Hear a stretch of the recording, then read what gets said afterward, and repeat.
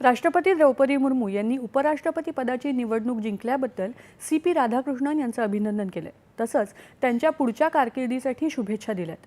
त्यांच्या अनेक दशकांच्या सार्वजनिक जीवनाच्या अनुभवाचा देशाच्या प्रगतीला हातभार लागेल असा विश्वास राष्ट्रपतींनी व्यक्त केला आहे।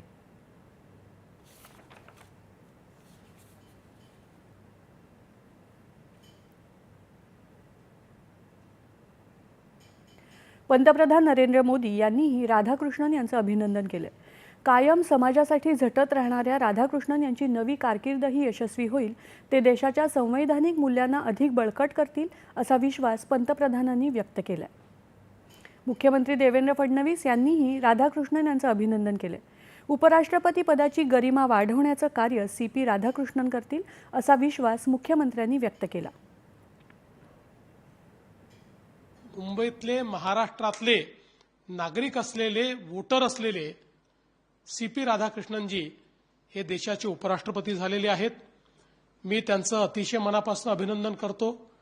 देशाचे प्रधानमंत्री माननीय नरेंद्र मोदीजी ज्यांनी या संदर्भात पुढाकार घेतला त्यांचे देखील मी अतिशय मनापासून आभार मानतो आणि NDAच्या सगळ्या घटक पक्षांचे मी आभार मानतो आणि अभिनंदन करतो की त्यांनी एक अतिशय उत्तम अशा प्रकारचे राष्ट्रपती या देशाकरता निवडले आहेत।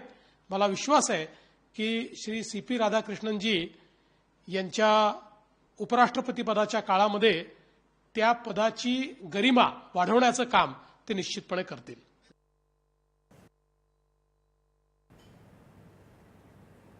उपमुख्यमंत्री एकनाथ शिंदे तसंच भाजप आणि रालोआच्या इतर नेत्यांनी राधाकृष्णन यांचं अभिनंदन केलं। आदरणीय नवनिर्वाचित उपराष्ट्रपती CP राधाकृष्णनजी यांचं मनापासून अभिनंदन करतो।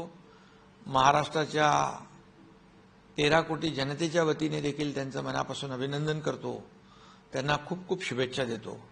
CP राधाकृष्णनजी यांनी जे काय गेले अनेक वर्ष संसदीय कामकाज केलं, राज्यपाल म्हणून त्यांचा कामाचा अनुभव आणि हे सगळं त्यांच्या पाठीशी कामाचा मोठा प्रदीर्घ असा अनुभव, राज्यपाल म्हणून त्यांनी जे आम्हालाही मार्गदर्शन केलं आणि महाराष्ट्रासाठी जे काम केलं, खऱ्या अर्थाने हा महाराष्ट्राचा बहुमान आहे।